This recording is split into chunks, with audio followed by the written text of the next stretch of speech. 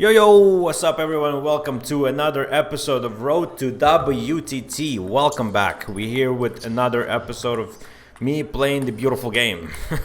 Today we're playing the Edmonton Open. The tournament that you probably seen from the name of the video is the tournament that I haven't conquered yet. This is the only tournament that I kind of played and I didn't have any success so far. From little previous recap, the 2 years prior, I lost to Lucas Vu. Last year, I lost to Sanuka in quarterfinals, and it was kind of tough. Like I've really, ever since starting this series, this was, I believe, the second tournament that I ever recorded, and ever since then, I was kind of at the point where I really want to win this tournament, and I spent a lot of my time preparing for specifics and learning from my mistake from last year. Main thing being, I don't think I was ready for the equipment. The size of the gym matters. If to elaborate more, we play with Nitaku balls, which are much more lighter, which basically means that you have to. Basically, how I changed my game is I wasn't rushing to kill the ball as much as I usually do on the backhand side specifically. As you can see me here, I'm just two solid backhands with medium pace, without any rushes or anything. So just keeping the ball on the table was my main priority here. I do make some pretty good crazy shots sometimes, but those are not the emphasis of the game. Is it more so, as you can see, this is my game. Consistent loops, consistent attacks. Just making sure my opponent is not comfortable. I'm putting pressure on them all the time. So yeah, that was my goal coming into this tournament. I practiced quite more than usual for this tournament as well. I trained with people like Sanuka. I trained with my partner Crown V, who would be specifically trained for the conditions of this gym. We trained in this gym a couple of weeks prior to this. So as you can tell from what I'm describing here, is we put a lot of effort in preparing for this tournament, especially me and V, because he lost to my opponent, the current opponent. I'm playing Horan in the quarterfinals last year, so he was after revenge as well. And you're gonna see what happens next. I'm gonna describe you every single opponent that I played this tournament. So yeah, coming into this tournament as a second seed, my partner V is number one seed with you believe like 150 or 200 points, a little bit higher than myself. I'm coming into the tournament at like 2680, and he was 27 something. Yeah, so we're looking at the different ratings, but coming into the second seed, I'm like, I should be just have a comfortable playing field whoever I'm playing. So. And I was kind of glad that at the end of the day, the draw in these tournaments are not by rating. Usually they just disassociate first and second seed, and then they pull, for example, 3 and 4 seed. They pull a card and they do it like a random draw in some way, which in this case kind of worked out for me because I got the 4th seed playing against me, so that was nice. But other than that, yeah, I'm treated every single of my opponent very seriously. I was locked in from quarterfinals on. I played my groups more of so for like, okay, fine-tuning a couple of things that I wasn't playing really carefully or anything, but just trying different stuff. As you can see, my forehand is playing really well, by the way. In preparation for this tournament, got myself new equipment, and like not new to me, but just renewed the same equipment that I used before. T-Mobile ALC is my blade. Dignix 05 is my backhand rubber. Dignix 09C is my forehand rubber. But this time I boosted 09C. One layer boost, nothing crazy. But decided to try it out, see how it goes. I think this tournament was the second time I was playing, maybe the third time I was playing with the boosted 09C.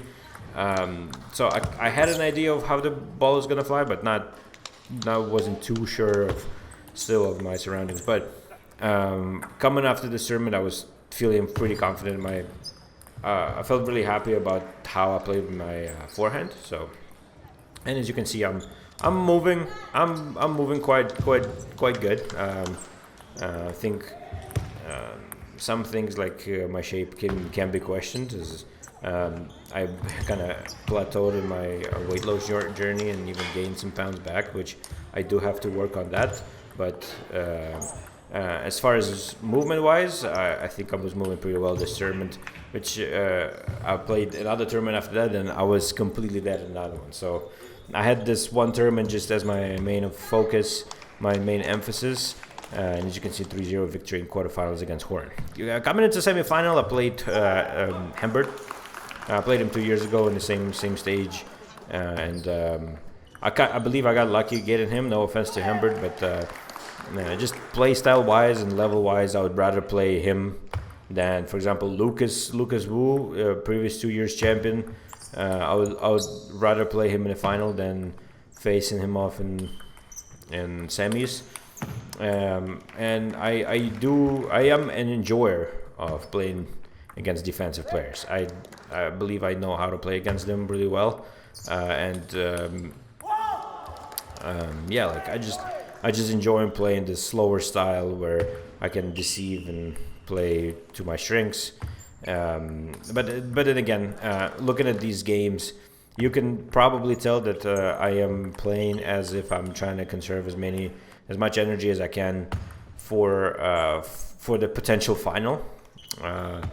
So some mistakes, and I believe those games were a little bit too close for my liking, especially against Hembert. But I believe that they just were like that just because I was trying to conserve as much energy going into the final.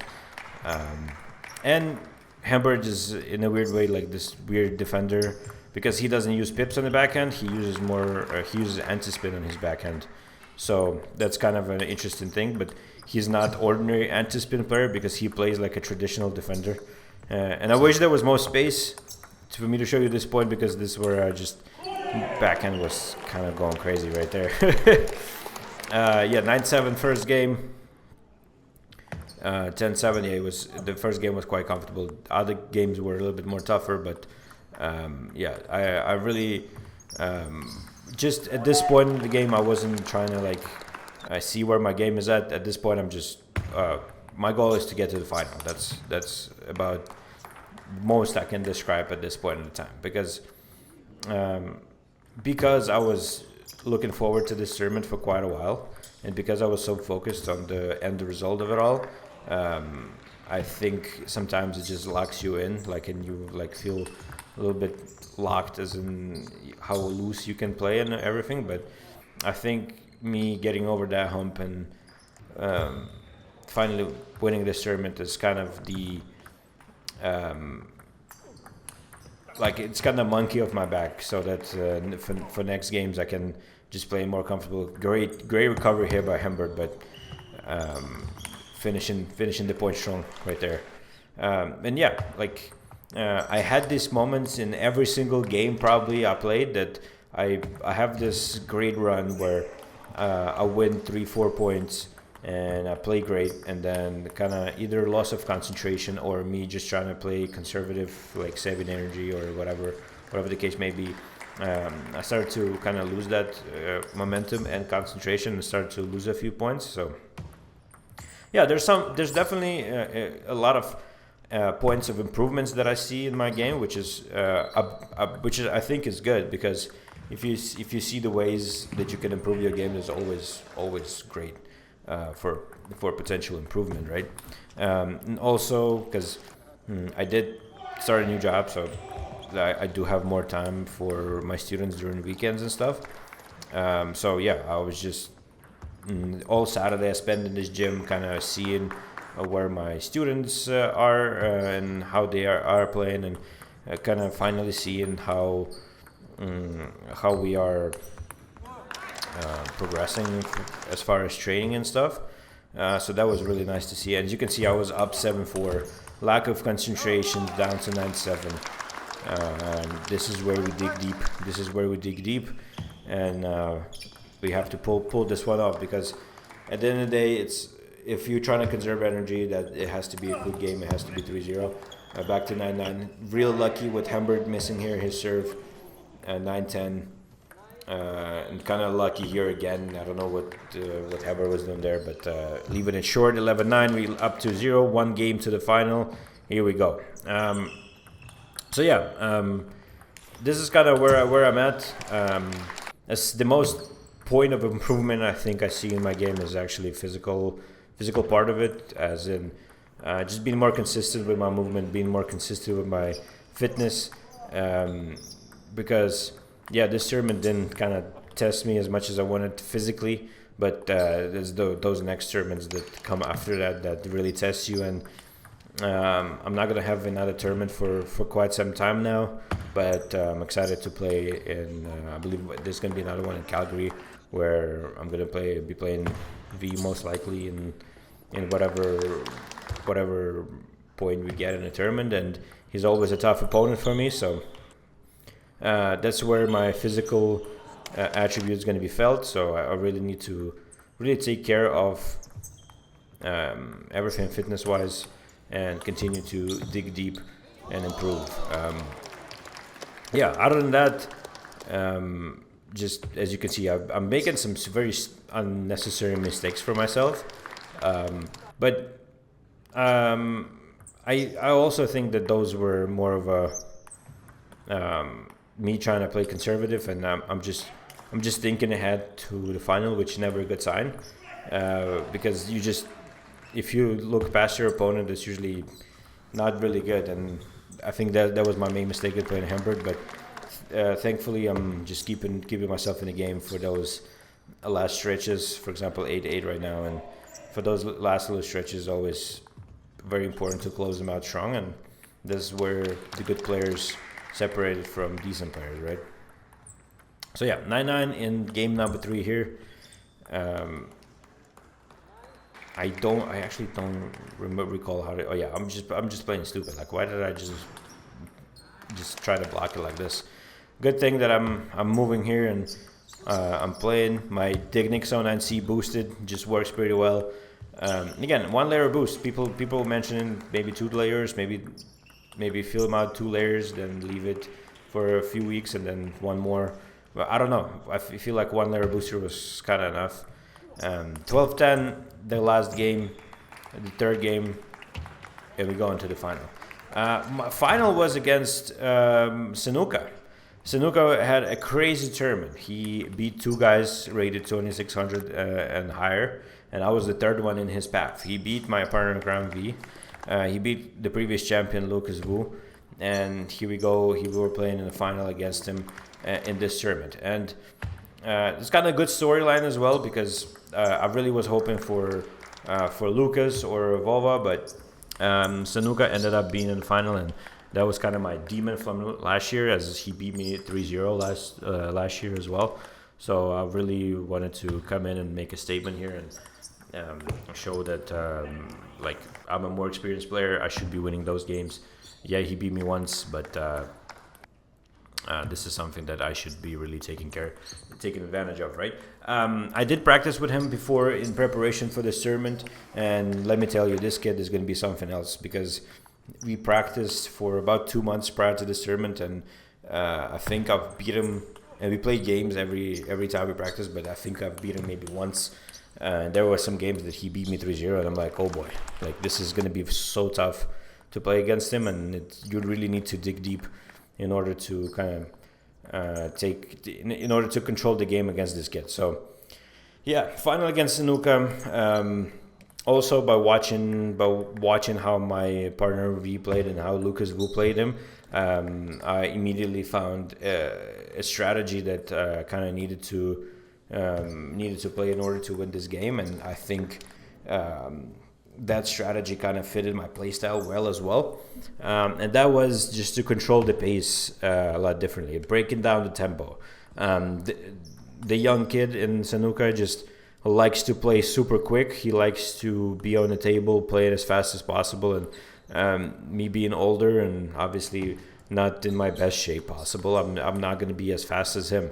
The other guys thought that they maybe can outpace him, and they couldn't do it. So My goal and my mindset in coming into this game was like, okay, how can we break down the pace of the game the best we can, especially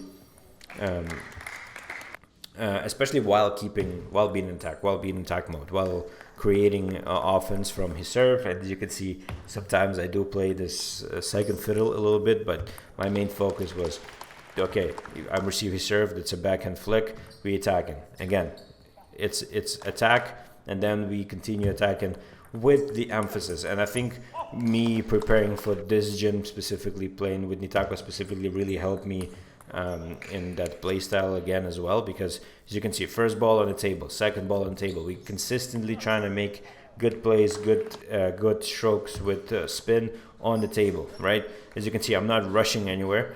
I'm playing on the table. I'm trying to put the ball on the table, even though it's still a close game, right? But this was my game plan. I wasn't gonna veer off my game plan. As you can see, forehand. We don't go for the kill every time. We put in the ball on the table. So yeah, this was my game plan throughout for the whole game, basically. And this is something that me and V discussed, as he lost to snooker quarterfinals, and he was really upset. But good sport in him to kind of stay and be a good teammate that he is, and help me out for the rest of the game here. And he was basically coaching me for this final, and I'm really grateful for him and really grateful for his help here. But yeah, as you can see, I do make some strong shots, but that was a really close one. That would have been so sick with my signature down line serve, and then great block right here as well. That was when I started game 3, 2-0 up. I was like, okay, we need to go for the kill here. We need to dominate this game, and I started this game really well. But Sanuka is not going away, because Sanuka is getting really, really good as a player here. But so as you can see, just really great forehand. And I'm like looking at V, I'm like, damn, this kid. So yeah, this was a great final. And as you can see, like, you're gonna see a lot of moments of me just you're gonna see me emphasizing, okay, I need to attack first. Even if I don't attack first, we're looking for a counter as soon as we can. Obviously, there's still a little bit more of mistakes, but like the previous mistake where I missed like a forehand flick, that was just out the point, because Sanuka likes his long serve, and I was my concern was about that serve specifically, because this is a very difficult one, and you need to put as much quality on the ball as you can at that point. So yeah, 9-8 coming down to the wire here. 9-9. Wow. So Sanuka comes back in this game, even though I started game 4-1 pretty well. My serve was still keeping him guessing, so that was good. I went with the same of the two serve. Great forehand backhand, 3-0 up. And that's the way the cookie crumbles, unfortunately, for Sanuka. Like, I was 3-0 up, obviously best of 7 final. This is very difficult physically to play best of 7, especially if you play best of 5 usually. My mentality was, okay, we need to finish it off. But with that being said, even though I really wanted to finish the game off here, and I think I started to play too careful at this point. Even my coach at the time, V, as you can see, I started the game super well, 5-2. And something just went wrong. Like, as soon as I hit this ball, and I kind of lost all momentum and lost all of my my edge there, I started playing a little bit more passively, which did not help. And Sanuka got lucky in this ball, which, okay, opponents get lucky all the time. This is nothing to really care about here. But as you can see, I just played passively for the last 3 points, and that was 3 points lost. And then I kind of continued playing in such a way, and it really did not help. And when you get to this point in the game, especially in the final against a tough opponent that you kind of leading 3-0, and you get all your momentum and you keep carrying that momentum from game to game, as soon as you lose that momentum, you start to get those thoughts crawling into your head, be like, okay, so we need to finish this right now. Otherwise, like the opponent's gonna come back, and it's gonna be really tough. As you can see, we went from 5-2 to 5-10 in a heartbeat, and I was like, okay. So as soon as it was like 5-9, I was like, okay, we might as well just pack it in. And as you can see, I was missing everything in that game. So it was about energy conserving at the end of that third game, and then fourth game, I was like, this is the ball game. This is where we need to win it all. Otherwise, if I give another set to Sanuka, now the game is really going to be changing. And at that point, when it's 3-2, even though you're winning 3-2 and you lost 2 games in a row after 3-0, this is where the game starts to slip away. This is where you lose control, and this is where in this specific game 5, I was like, this is where you grab the game by its horns, and we have to carry it out and finish it. So yeah, mentally I was really prepared to just kind of go all in and put everything on the line in this game. And kind of that's what I did. I still make some mistakes here, and I'm like it just was really difficult final game. As soon as I get a couple of as soon as I get a cushion, Sanuka was coming back. But thank God I played really strongly on my serve, and even though Sanuka was starting to attack, I was there to counter, and it was very nice. But then again, yeah, I played a little bit passively, but as you can see, Sanuka just makes great shots right there, and he just keeps breathing down my neck. I finally win a point against on his serve, 8-6, and it was time for me to just keep playing strongly on my serve, and then he wins this beautiful point, beautiful backhand down the line. My strong downspin long serve just kept working against him, and I'm just grateful for that serve. And 10-7 with match point against Sanuka in the final of Edmonton Open. Forehand counter just to show that my forehand was working this whole time. 4-1, Edmonton Open, first place. I'm finally getting over the hump, and I defeated my demon of playing in this tournament, and I finally win one. Thanks so much for watching. I'll see you in the next video. I do have another episode recorded of Road to WTT, and that one would be very interesting. See you guys in the next episode. Hopefully you have a great week, and I see you next time. Bye-bye.